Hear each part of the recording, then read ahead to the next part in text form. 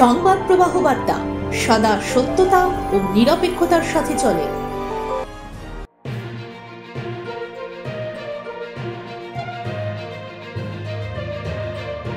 চলো চলো যাত্রী, চলো দিবারাত্রি, করো অমৃত লোক পথ অনুসন্ধান। জড়তা তামস উত্তীর্ণ হওয়ার এখনো সময় হয়নি।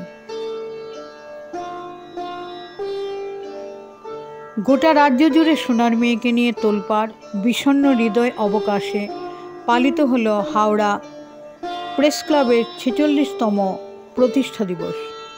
উপস্থিত ছিলেন পৌরসভার চেয়ারম্যান ডক্টর সুজয় চক্রবর্তী, অতিরিক্ত পুলিশ কমিশনার তথাগত পাণ্ডে, সংস্কৃত সাহিত্য পরিষদের শিক্ষক ডক্টর দেবব্রত মুখোপাধ্যায়, হরিজন সেবক সংঘের সর্বভারতীয় সভাপতি ডক্টর শঙ্কর কুমার সান্যাল, প্রখ্যাত সাংবাদিক রথীন্দ্রমোহন বন্দ্যোপাধ্যায়, সুজিত রায় এবং হাওড়া ডিস্ট্রিক্ট প্রেস ক্লাবের সভাপতি সঞ্জয় সিং মহাশয়।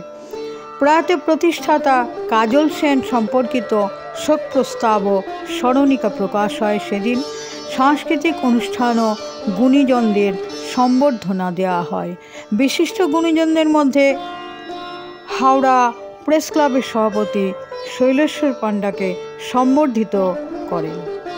আমি যেটুকু দেখি তাতে সংবাদটা নিশ্চয়ই পরিবেশন করবে। নিশ্চিতভাবে কোনো একটা সংবাদ মাধ্যমে তার নিজস্ব একটা লাইন অফ থট নিশ্চিতভাবে থাকবে, কিন্তু সেটা কোনোভাবে যদি পাঠকগুলোকে ইনফ্লুয়েন্স করে যে কোনটা ঠিক কোনটা ভুল করে দেওয়ার জন্য, তাহলে কিন্তু আমার মনে হয় একটা বায়াসনেস চলেই আসে। তো সেইটা আমার মনে হয় আজকের দিনের এখানে যারা সিনিয়র মানুষরা রয়েছেন, সংবাদ জগতের সঙ্গে দীর্ঘদিন যারা জড়িয়ে রয়েছে, তারা আমার থেকে আরো ভালো বলবেন এই ব্যাপারে। এবং আজকের মাননীয় সঞ্চালক বলছিলেন আমার আত্মিক যোগাযোগ। অ্যাকচুয়ালি এই হাওড়া প্রেস ক্লাবের আমার নিজের বাবা স্বর্গীয় ডক্টর কেদারনাথ চক্রবর্তী বাবা নিজে এই ক্লাবের সঙ্গে যুক্ত ছিলেন দীর্ঘদিন।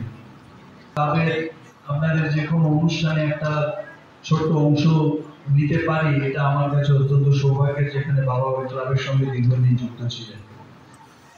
তো আমি আশা রাখবো যে আপনাদের এই হাওড়া প্রেস ক্লাব আগামী দিনেও এইভাবে আরো নতুন নতুন সাংবাদিকতার যারা যেসব ছেলেমেয়েরা আসতে চায় তাদেরকে উৎসাহ দেবে, উৎসাহ প্রদান করবে, তাদের তৈরি করবে।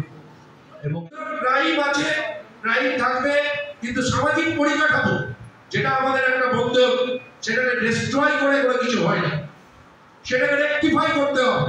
গণতন্ত্রকে বাঁচাতে গেলে রেকটিফাই করতে হবে। এই জায়গায় আমি মনে করি যে সাংবাদিকতা পোর্টাল, আমাদের যে মিডিয়া এখন ঘরে ঘরে আমরা এখানে যে কোনো নিউজ পেয়ে যাই, এখানে একটা দায়িত্বশীলতার দরকার, একটা দায়িত্ববোধ যে আমি কি নিউজ পরিবেশন করছি সেটা সামাজিকভাবে কে নিচ্ছে, যে নিউজ তৈরি করছে তার ইন্টিগ্রিটি কি সেটাও দেখতে হবে। না দেখলে সমাজের অবক্ষয় আটকানো যাবে না।